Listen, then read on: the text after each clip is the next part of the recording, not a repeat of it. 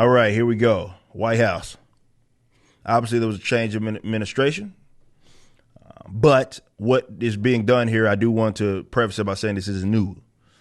People end up on government lists. They use their little alphabet organizations to monitor situations, to monitor, spy on people that are within in their own beloved borders. That's not a new thing. The government's been doing that forever.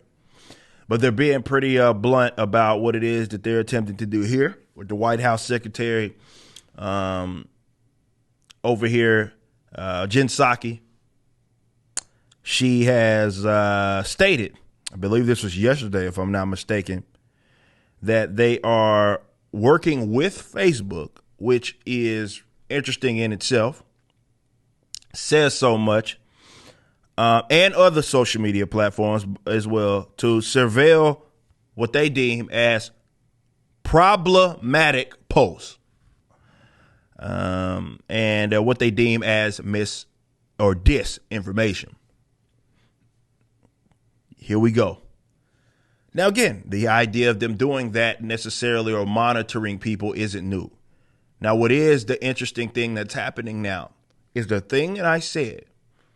If you are going to approach the need for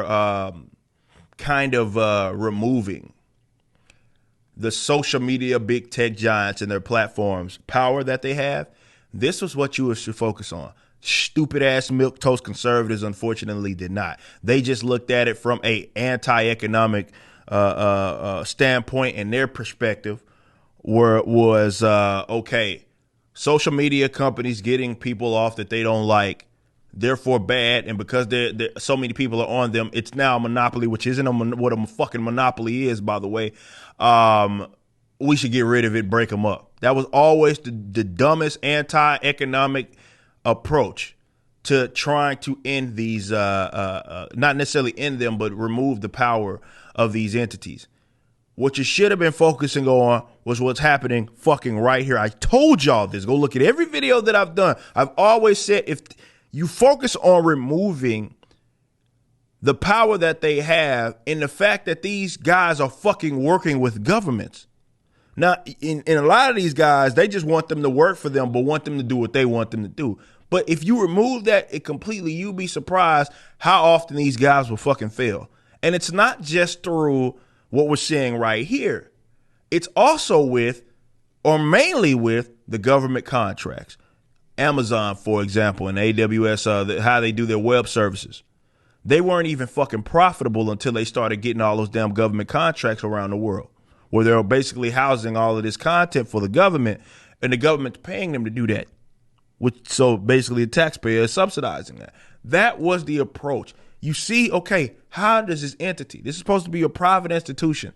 If they're working with the state, we need to make sure we get rid of that. And it's not just with, obviously, social media platforms. So many other entities work directly with the government. So I would argue getting rid of all of that shit. But especially here, this is how you rid them of the power, because this is what gives them that staying power.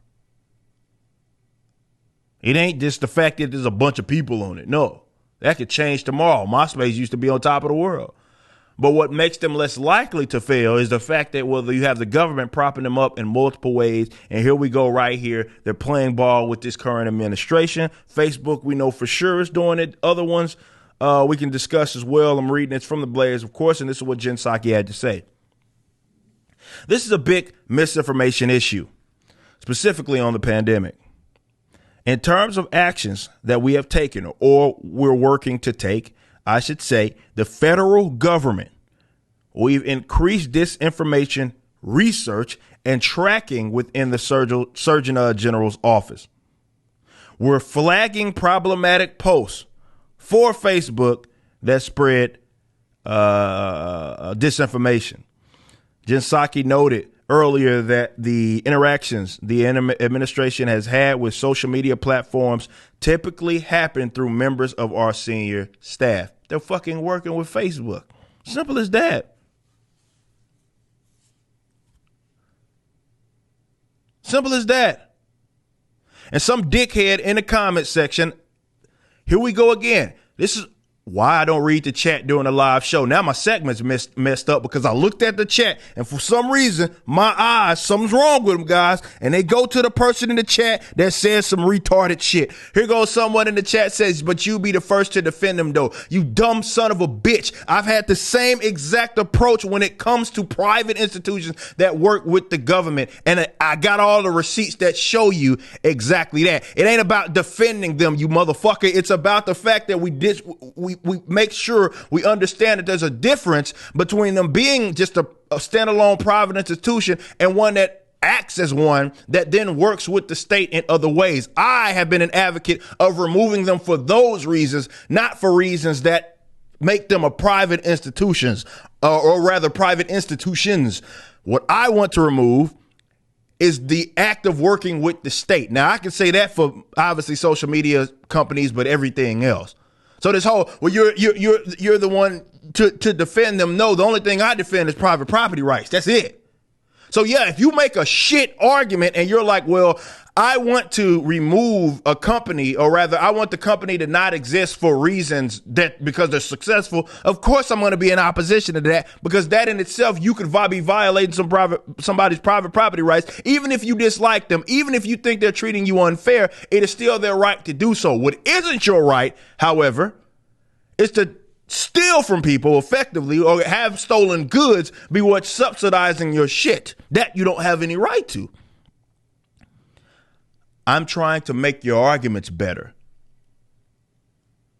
So the folk that claim to value private property rights so much, claim to value liberty so much, but in the event they get treated wrong, they want the government to come in and then end them or something like that. Yeah, you're having the wrong approach if that's the case. So it ain't about defending anything short of not having the government, which you've heard some of these milquetoast conservatives actually advocate that the government take over Twitter.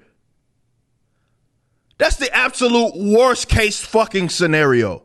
Like that is what we don't want right there. We don't want them at that point it will basically be government sanctioned, not even sanctioned. It'd be government controlled social media platform. That's the absolute worst thing that we fucking want.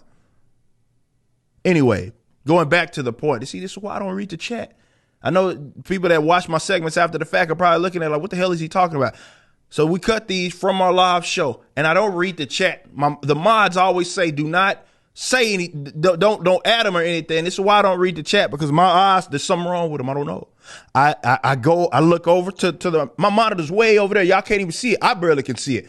Somehow my eyes go right to the person in the chat that say some stupid shit. Anyway, continuing on. Psaki's remarks follow a release of a public health advisory issued by the Surgeon General, in which Murthy, which is the name of the Surgeon General, called on social media platforms to strengthen the monitoring of misinformation and prioritize early detection of misinformation, super spreaders, and repeat offenders. So basically, listen to us. And in the event that people are saying things, yeah, in this case, they're going to say, well, it's about the health of the people. Remember, we just did a segment about the WHO admitting that they got this shit wrong back in March. So why we would have to have everything rest upon what the government says or what they deem as the proper information is complete nonsense. You're setting people up for failure. They can do so, he suggested, by redesigning recommendation algorithms to avoid amplifying misinformation, which some of these companies have already done that, building it in frictions such as suggestions and warnings to reduce the sharing of misinformation and make it easier for users to report misinformation. Misinformation is just a buzz term at this point, by the way, because it's like, what's misinformation? Anything that says anything contrary to the public health experts. So yeah, she mentioned, they're having those conversations with the staff of Facebook. Now, what those conversations are, we'll never know. But it's probably one of those, you scratch your back, we scratch yours type of shit. We'll allow you to exist and do whatever it is. We'll continue to give you the contracts and all this, but you need to listen to us. You need to listen. You got to listen to us, and you need to do what we need you to do. So effectively, it acts as an extension of them, at least in this regard. Not completely, but at least in this regard. And that's the dangerous thing. Why are these private institutions working with the state?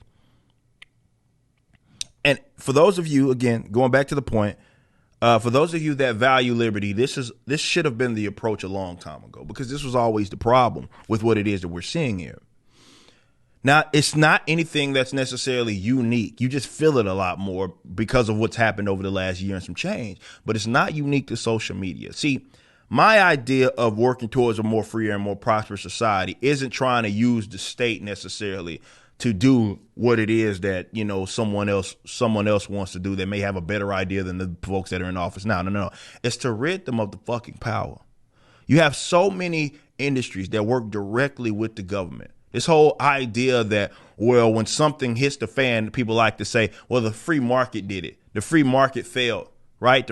Like, when you consider what I just read, even on the subject of fucking vaccines, hell, this whole pandemic was the government working with private institution, which, again, is literal fascism, by the way. They would never concede. They think fascism is guy that's kind of orange doing things that I don't like. They think that's what's fascism. They don't look at the idea of this corporatism that we see, everything within the state, nothing without of it, which is actual. That's what literal fascism actually is. They don't understand that. So when you got, I don't know, the state hijacking factories, the state funding basically all of these sort of vaccines and all, they don't look at all those sorts of ideas as fascistic when that's exactly what the fuck it is. But that's not necessarily a unique thing. It is a thing that happens among so many industries, and it muddies the waters.